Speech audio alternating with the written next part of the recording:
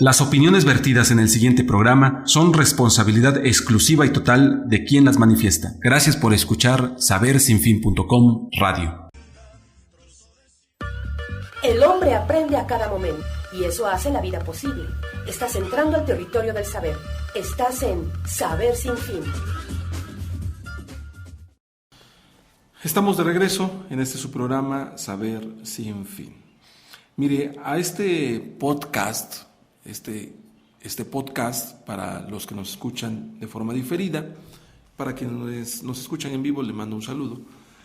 Lo vamos a dedicar a una nota publicada hoy en el portal de la UNAM y que tiene que ver con la importancia de las escuelas y las bibliotecas públicas para impulsar la lectura en México. Y yo sería extensivo de decir esto de la lectura en el mundo. Y es que mañana es el Día Internacional del Libro y de los Derechos de Autor.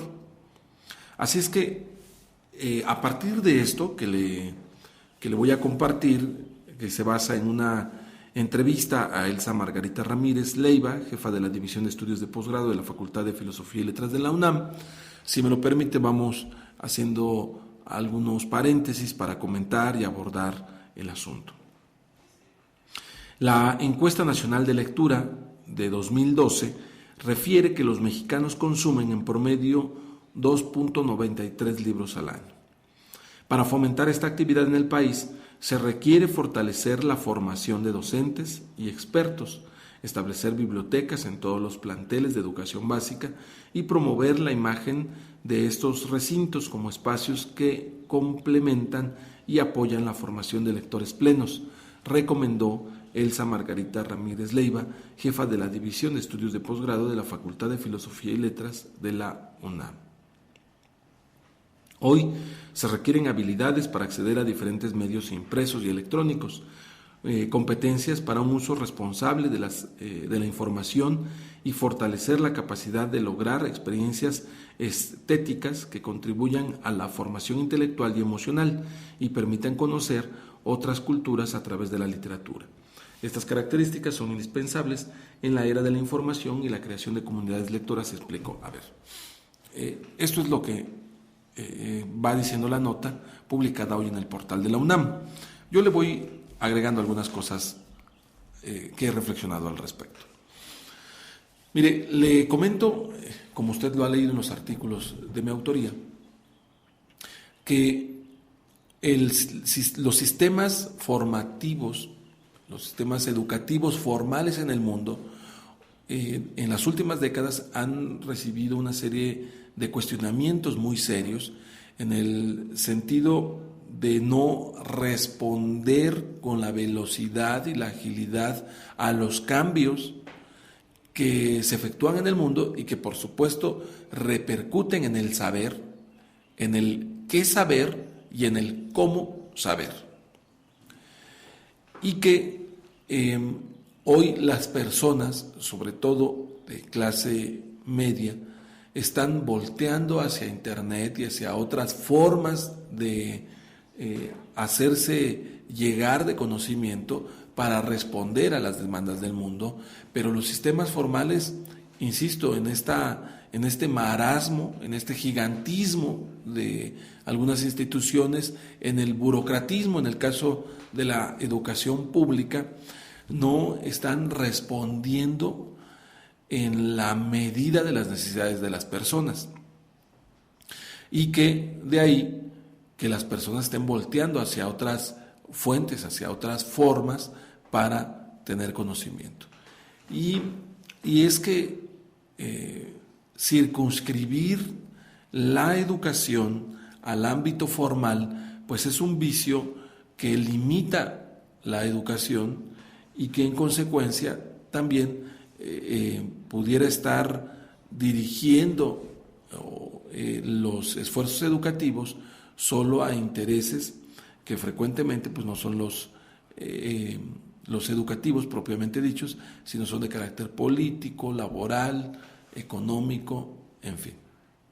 Como lo comento en mi artículo publicado esta semana, en la medida en que retrocede la influencia, la incidencia y la calidad de los trabajos de la UNESCO, y progresa la OCDE metida en cuestiones de carácter educativo, reorientando la educación con criterios económicos, pues se desperdicia esta gran fuerza, esta gran visión que pudiera representar los sistemas formales educativos. Ahora, le comento todo esto para decir que si las instituciones educativas públicas en nuestro país, en México y en gran parte de Latinoamérica, no están respondiendo a las necesidades de las personas a la luz de los constantes cambios que se están dando, pues tampoco han asumido esta labor tan importante que pudiera ser de centros de fomento de la lectura en nuestro país. Y a esto habría que agregar que una situación similar está pasando en las bibliotecas públicas, de que las personas están prefiriendo acudir a leer en Internet que en acudir a las bibliotecas tal y como las conocíamos hace algunos años para consultar información. Lo preocupante de esto es que, bueno, habrá quien diga, finalmente están leyendo independientemente de cuál sea el medio. Y yo lo que digo es que precisamente radica en eso la trampa, porque los mexicanos están consultando casi en su conjunto no más de 10 sitios que, exceptuando a Wikipedia, esos 10 sitios más consultados de México no son fuentes especializadas en la lectura, fuentes especializadas en el saber, porque están consultando los mexicanos, pues principalmente YouTube, están consultando Hotmail, Facebook, Twitter, y no precisamente para establecer relaciones de intercambio de saberes, para establecer relaciones formativas, sino para difundir banalidades. Entonces, en este sentido, cuando las personas están volteando la mirada hacia el Internet, lo hacen para repetir información, lo hacen para no leer, para copiar, para pegar, y además lo hacen para ver videos musicales, videos de bromas, videos de chismes, de chistes, de espantos, de miedo, en fin. Hoy le continúo leyendo esta nota en el portal de la UNAM, que dice: hoy se requieren habilidades para acceder a diferentes medios impresos y electrónicos, competencias para un uso responsable de la información y fortalecer la capacidad de lograr experiencias estéticas que contribuyan a la formación intelectual y emocional y permitan conocer otras culturas a través de la literatura. Estas características son indispensables en la era de la información y la creación de comunidades lectoras, explicó. A su vez, los espacios escolares destinados a este fin potenciarían las posibilidades al vincularse con la Red Nacional de Bibliotecas Públicas, coordinada por el Consejo Nacional para la Cultura y las Artes, para organizar en conjunto con los colegios actividades integrales que incluyan a los estudiantes, profesores y padres de familia en particular, además de todo tipo de público. Un lector no nace, se constituye a lo largo de su vida. Para lograrlo se requiere voluntad política para garantizar acciones y recursos permanentes, considerarlos una inversión y no un gasto, a fin de fortalecer los niveles en el país como parte de un esquema orientado a formar ciudadanos en el sentido pleno del término, expuso en ocasión del Día Mundial del Libro y del Derecho de Autor, que se conmemora este 23 de abril. Le decía hace un momento que las bibliotecas distribuidas en nuestro país pues conforman un sistema nacional de bibliotecas, una red de bibliotecas entre sí, pero pienso que aún falta mucho por trabajar para fortalecer la la red de bibliotecas más allá de su propio ámbito de bibliotecas en sí, sino que existe la posibilidad o la enorme posibilidad de establecer relaciones con instancias y con organizaciones que no pertenecen al sector público y que en este sentido ampliarse, abrir el panorama implicaría abrir el diálogo y la posibilidad de incentivar a que las personas leamos. Esto al tenor del Día Mundial del Libro y del Derecho de Autor. Le continúo leyendo esta nota publicada hoy en el portal de la UNAM. Práctica lectora.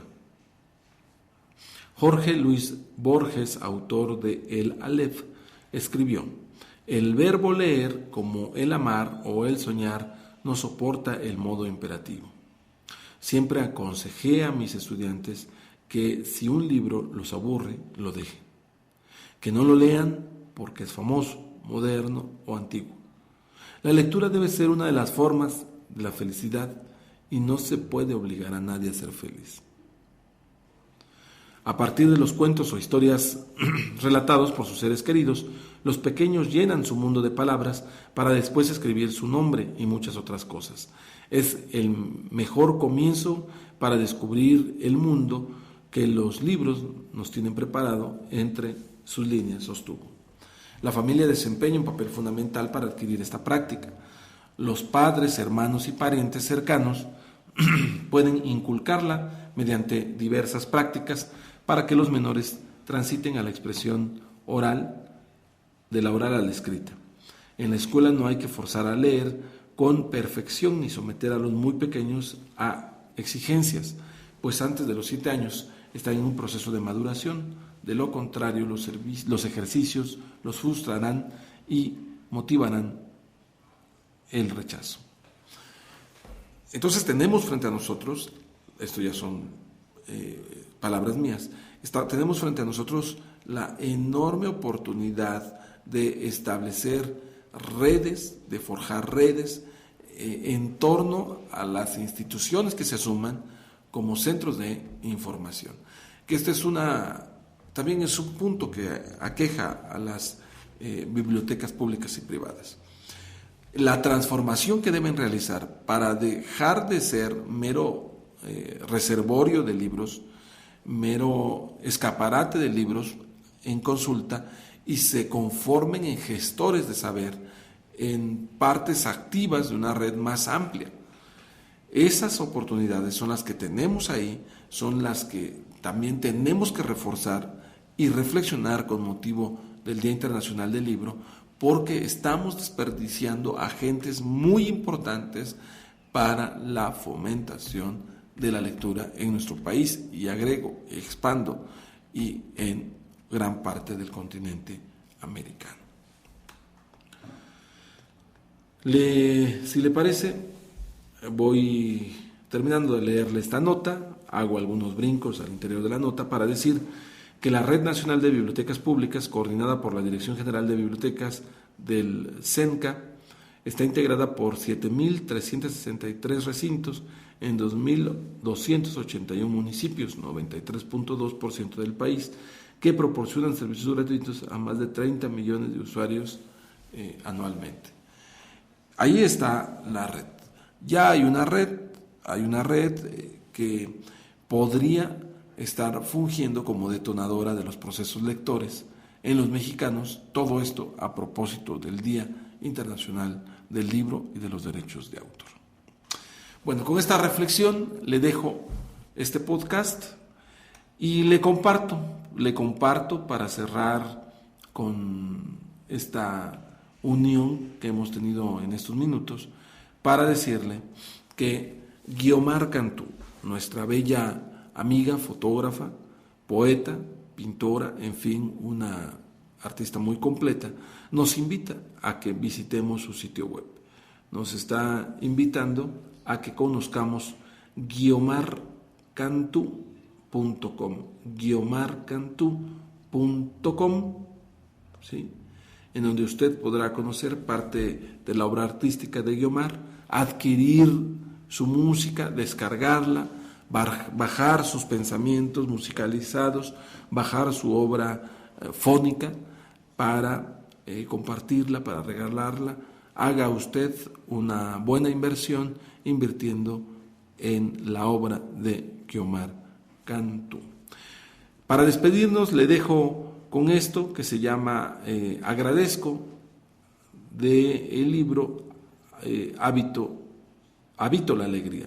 Habito la Alegría de Guiomar Cantú en esta primera reproducción titulada Agradezco. Se la comparto para podernos ir a hacer nuestras labores y le invito, lo trato de convencer a que en 2 minutos Juan Carlos Trejo, con ese pasito que aprendió en el carnaval de Xonaca, le siga a usted, le siga y lo acompañe para que nos comparta más rostros de Puebla y los poblanos en esta mirada que ya se está depurando de voces y sentimientos de Puebla en 2 minutos a través de sabersinfin.com.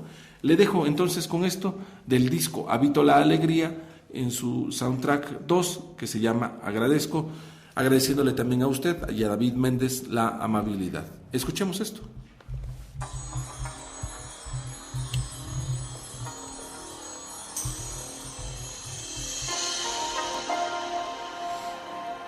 Agradezco.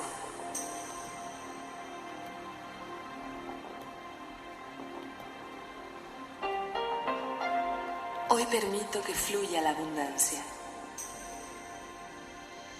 Agradezco el amor del universo, el poder de atracción, la sincronía.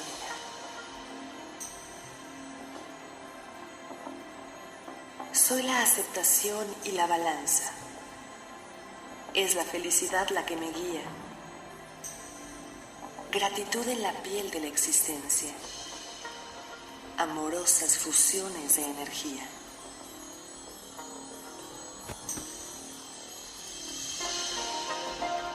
Al empezar a contar las bendiciones del presente y descubrir cómo las maravillas en el amor se multiplican, gozamos y activamos la fuerza del agradecimiento. Es conectándonos a visiones superiores que logramos cambiar las vibraciones.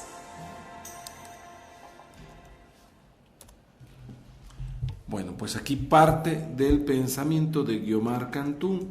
Sígala usted en guiomarcantú.com y verá que hay mucho que aprender de nuestra bella colaboradora, orgullosamente mexicana. Gracias y nos escuchamos mañana por ahí de las 8 de la mañana. Hasta entonces. Aquí concluye nuestro programa de hoy y se inicia la búsqueda del siguiente.